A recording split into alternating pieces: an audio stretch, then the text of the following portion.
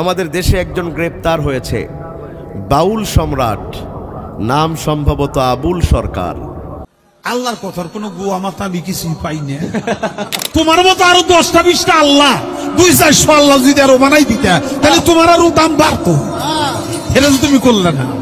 এক মুখ আছে দুই কথা কয়, হ্যাঁ মুখ কয় না হুক কয়। তাকে কেন গ্রেপ্তার করা হলো? এটার প্রতিবাদে ঢাকায় মিছিল হচ্ছে।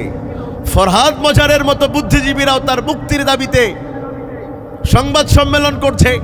ওই মেঘ মোল্লার বসুদের মতো লোকেরাও এই আবুল সরকারের মতো একজন বাউলকে মুক্ত করার জন্য স্লোগান দিচ্ছে।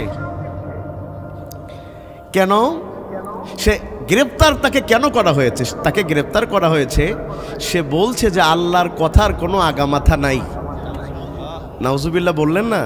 আমি যেটা বলেছি এটা সুন্দর ভাষা, তিনি যে ভাষায় বলেছেন কোনো মুসলমান সে ভাষা মুখে আনতে পারে না। তো কেন আল্লাহর কথার আগামাথা নাই? বলছে সে আল্লাহ কোথাও বলেছে আমি আগে নূর তৈরি করেছি, আল্লাহ কোথাও বলেছে আমি আগে আরশ তৈরি করেছি, আল্লাহ কোথাও বলেছে আমি আগে ইস্ট তৈরি করেছি। তাইলে আল্লাহর কথা তো আল্লাহ নিজেই ঠিক রাখতে পারে নাই। নাউজুবিল্লাহ কইলেন না আপনারা? তাকে গ্রেপ্তার করা হলো, আইন শৃঙ্খলা বাহিনীকে আমরা ধন্যবাদ দিই।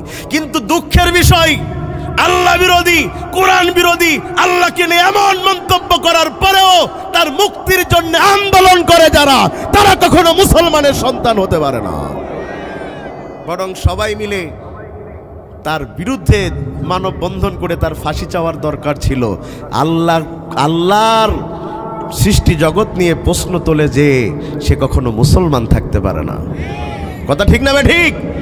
সে এমন ভাষা ব্যবহার করেছে, আল্লাহর কসম, এই ভাষা ব্যবহার করার পরে কোন মানুষ দুনিয়াতে আর বেঁচে থাকার অধিকার রাখে না।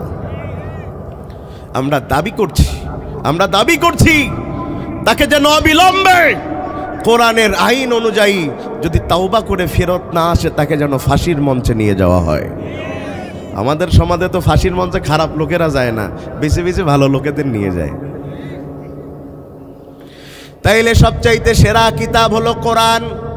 কোরআন দিয়া যারা কথা বলে তারাই সত্য কথা বলে। হাদিসের পরের অংশে আল্লাহর হাবিব বলছেন, ওমান হাকামা বিহি আদালা।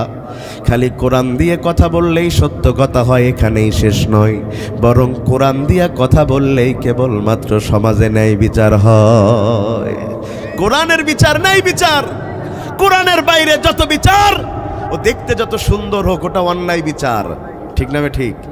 একমাত্র কোরআনের বিচার শ্রেষ্ঠ বিচার। সেই কোরআনের 67 নম্বর সূরার নাম সূরা আল মুলক।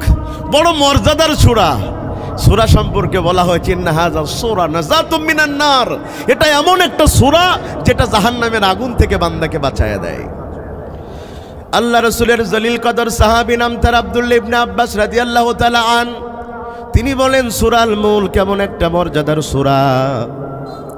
যদি কোনো আল্লাহর বান্দা সকাল সন্ধ্যা সূরা আল মুলকের আমল করে মারা যায়, যদি কোনো কারণে সেই বান্দাকে আল্লাহ হাসরের দিন জাহান্নাম ফয়সালা করে দেন, এবার যখন ওই বান্দাকে জাহান্নামের দিকে নিয়ে যাওয়া হবে, তখন সেখানে সূরা আল মুলক হাজির হইয়া আমার আল্লাহর সাথে ঝগড়া করে ওই বান্দাকে জাহান্নাম থেকে জান্নাতে পৌঁছায়া দেবে।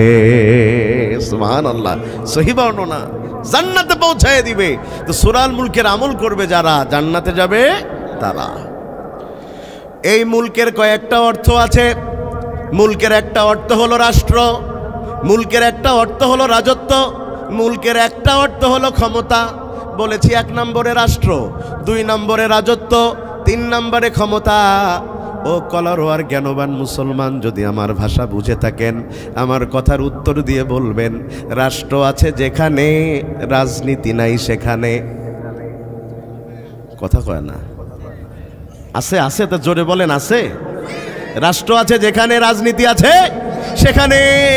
তাইলে রাষ্ট্র পরিচালনার জন্য যদি রাজনীতি থাকে, ও আল্লাহর বান্দারা ভালো করে বুঝেন, ওই রাষ্ট্র দিয়েছেন যিনি, ওই রাষ্ট্র পরিচালনার আইন দিয়েছেনও তিনি।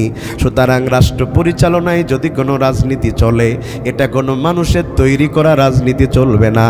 রাষ্ট্র যার, আইন চলবে তার। আমার আল্লাহ বলেন আলা লাহুল খালকু ওয়াল আমর। সৃষ্টি যার, আমল আইন চলবে তার, কারণ যিনি সৃষ্টি করেছেন তিনিই ভালো জানেন তার সৃষ্টির কিসে ভালো, তার সৃষ্টির কিসে খারাপ, তিনি ভালো জানেন না। এই যে আপনাদের সবার হাতে মোবাইল আছে না, কথা বলে না, সবার কাছেই তো আছে। এখন তো এই যে ছোট ছোট পোলাপানের হাতেও মোবাইল থাকে, 6-7 বছর বয়স, ওদের হাতেও মোবাইল না দিলে ভাত খায় না, কথা কয় না, কি খায় না, ভাত খায় না। মোবাইল একটা দিয়ে কার্টুন একটা লাগাই দিয়েছে, মোটু পাতলু, কথা কয় না, মোটু পাতলু এই দিয়েছে। ছেলে এবার ভাত নাকে দেয় না, গালে দেয়, টের পায় না, খালি তুলে, কথা কয় না। দেখে কি, মোবাইল। মোবাইল ছাড়া আমাদের কারোর চলে না ভাই, কি বলেন? এই মোবাইল, যত মোবাইলের ব্যবহার বেড়েছে আর তাহাজ্জুদের আমল কমেছে। রাত 2টো পর্যন্ত মোবাইল চালালি তাহাজ্জুদ পড়বে কখন? হুজুর খেজুর কেউ বাদ যাচ্ছি না, আমরা মোবাইলেই আছি আর কি। তা আমি যেই ফোনটা ব্যবহার করছি এই ফোনটার নাম হলো স্যামসাং। এই স্যামসাং ফোনটা কেমনে চলবে? এই কোম্পানিকে একটা নির্দিষ্ট রুলস রেজুলেশন দিয়েছে না? এই স্যামসাং এর চাইতেও দামি ফোন হচ্ছে আইফোন, যেটা ব্র্যান্ড ভ্যালু সবচাইতে বেশি। ওই আইফোন কেমনে চলবে তার কোম্পানিও তার একটা নিয়ম দিয়েছে, নীতি দিয়েছে। এখন যদি কেউ স্যামসাং এর নিয়ম দিয়ে আইফোন চালাতে চায়, চলবে ভাই?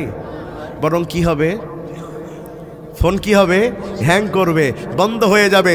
স্যামসাং ফোন, আইফোন চলছে না, আইফোন দিয়ে স্যামসাং চলছে না, ওই ভিভো দিয়ে অপো চলছে না, অপো দিয়ে আরেকটা চলছে না। তার মানে যেই কোম্পানি যেটা ব্যবহার করেছে ওর নীতিতে যদি সেই ফোন চালানো যায়, ওই ফোন ঠিকঠাক চলে, ওই ফোন মানুষকে শান্তিতে রাখে।